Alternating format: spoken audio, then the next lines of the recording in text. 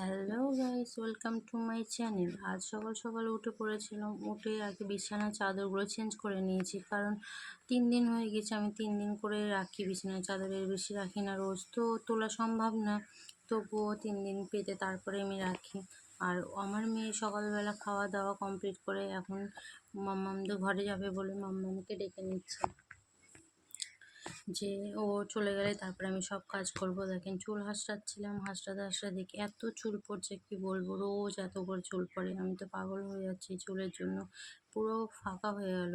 এবার দুপুরে রান্না বসিয়ে দিয়েছি। রান্না করার জন্য নিয়েছি রিটে মাছটা ছিল, ওই মাছটা বেগুন দিয়ে আলু দিয়ে, আর হবে এই দুটোই রান্নার। ওদিকে হচ্ছে ভাত, একটা আমেরিকান মাছ ছিল, ওটা আমার মেয়ের জন্য হবে।